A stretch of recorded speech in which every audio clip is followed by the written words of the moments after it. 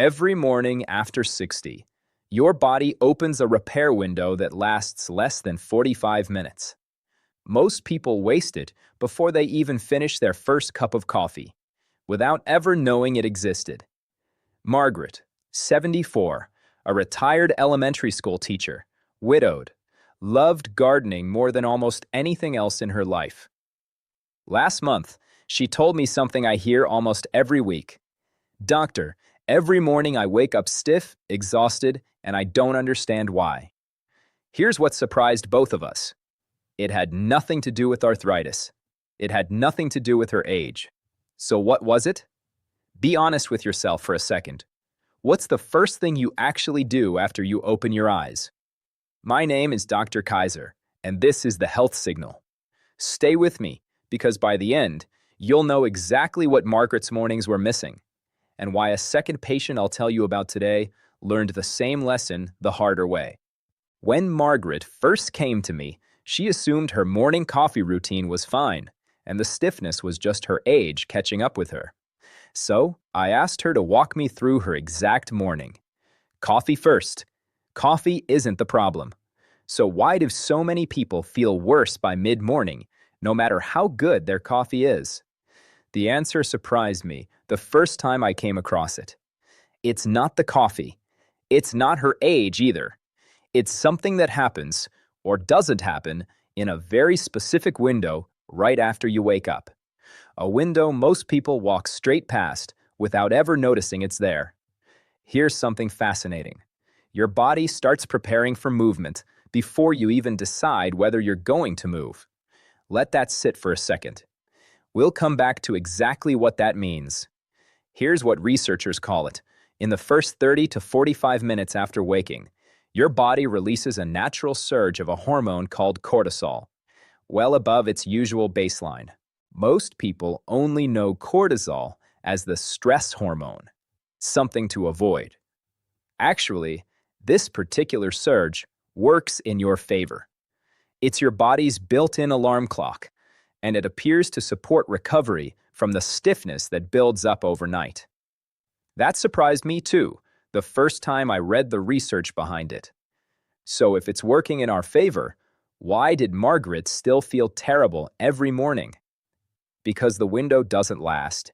It runs for roughly half an hour, whether you use it or not. Let's give this window a name, because you're going to hear about it again before this video ends. Call it the morning reset window. Margaret had one every single day of her life. She just never knew it was there. So, I've been wasting it, Margaret said, every single morning for years. Not wasting exactly. The window still opens regardless. The real question is what you do while it's open. Picture an old garden hose that's been sitting outside all night. That first rush of water, pushing through a hose that's been still for hours, that's almost exactly what happens inside your joints during the morning reset window. Sit still, and that rush has nowhere useful to go. Move, even gently, and it appears to reach the joints that have been still for 7 or 8 hours overnight. So here's the real question. Does your stiffness usually ease in 20 minutes? Or does it take an hour, sometimes 2, before you feel like yourself? Hold on to your answer. It matters for what I'm about to tell you. Researchers tracked more than 5,000 adults past 65 for 5 years. Those who stayed seated through that first hour had meaningfully higher rates of metabolic and cardiovascular issues. Regardless of diet? Yes. Regardless of medication? Yes. Regardless of how much they exercised later in the day? Also, yes. That first hour mattered almost on its own. But here's the part that genuinely changed how I talk to my own patients about mornings. Light movement during that window appears to increase muscle protein synthesis for the rest of the entire day. Not just during the movement itself. 10 minutes, working quietly for 16 hours. Be honest. Tomorrow morning, which comes first in your house? Coffee or movement? Tell me in the comments. I'm genuinely curious which one most of you choose. There's a second layer to the morning reset window that almost nobody connects to their mornings at all. It has nothing to do with movement. It has to do with your eyes. Step outside, or even just stand near a bright window during those same 10 minutes, and something else happens at nearly the exact same moment as that cortisol surge. Your body releases serotonin. Most people think serotonin is just about mood, a nice bonus, not a necessity. Actually, the timing is what matters most here. When that serotonin release lines up with the cortisol surge, together they appear to help set your circadian rhythm, the internal clock that governs your entire day, including how deeply you sleep that same night. So the morning reset window isn't only about your joints. It's quietly setting the tone for your evening too, 12 or 14 hours before you'll even notice it.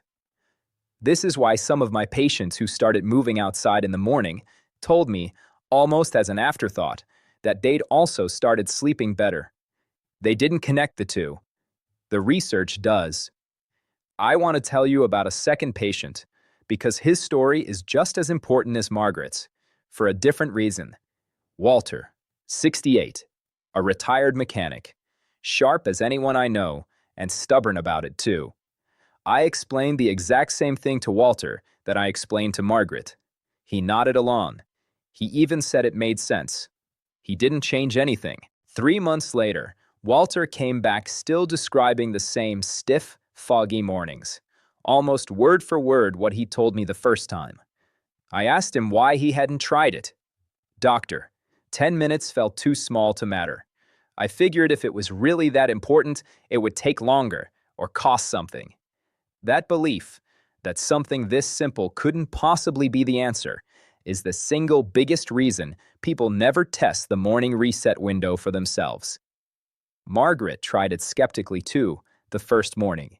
The difference is, she actually tried it. Margaret's mornings looked exactly like what I described at the start. Wake up, sit down, coffee. An hour, sometimes two, before the stiffness eased and her thinking felt clear. She had quietly decided that was just what mornings were now.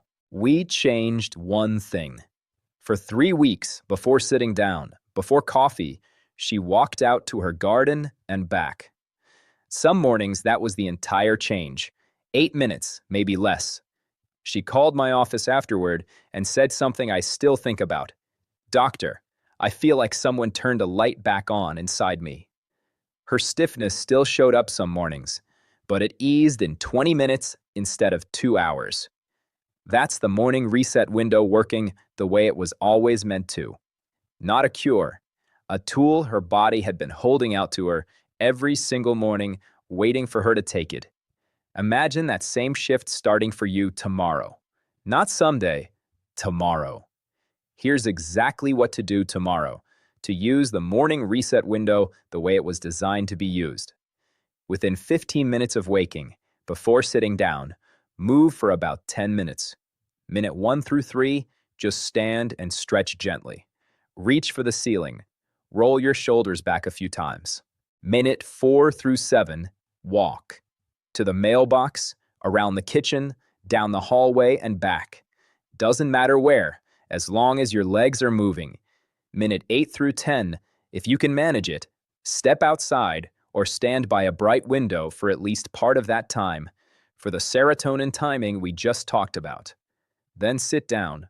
Have your coffee. Carry on exactly as you normally would. The window has already done its work by then. That's the core of it. Simple enough that, like Walter, you might be tempted to dismiss it. Don't. If mobility is limited, this still works, just smaller. Seated marches, lifting each knee a few inches while sitting on the edge of the bed. Ankle circles, 10 in each direction. Gentle arm raises, reaching slightly above your head and back down. 2 or 3 minutes of this still counts as meaningfully more than 0. The window doesn't require intensity. It requires presence. One important note, and please don't skip this part. If you take morning medication on a specific schedule, with food or without it, keep that exactly as prescribed. This fits around your medication routine, never against it. If you're ever unsure how to sequence movement around a specific medication, your pharmacist can usually answer that in under a minute, and it's worth asking. What if you wake up and you're simply too tired to move at all some mornings. That's fine. This isn't a streak to protect. Some mornings will be harder than others. The window opens again tomorrow, regardless of what happened today. A few questions I get asked constantly about this, worth answering before you go. Can I drink water first? Yes, always. Water doesn't interfere with anything we've discussed. Drink it whenever you'd like. What if I wake up in the middle of the night and can't tell when my real morning starts?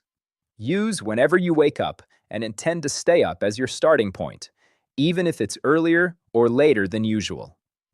Does it have to be outside? What if the weather is bad? Near a bright window indoors still provides meaningful light exposure.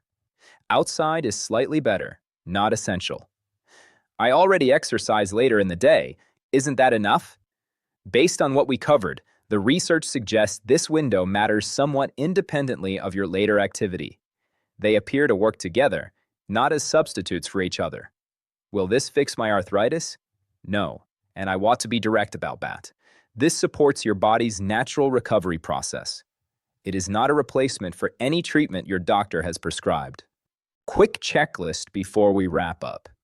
1. Move for about 10 minutes within 15 minutes of waking, before sitting down. 2.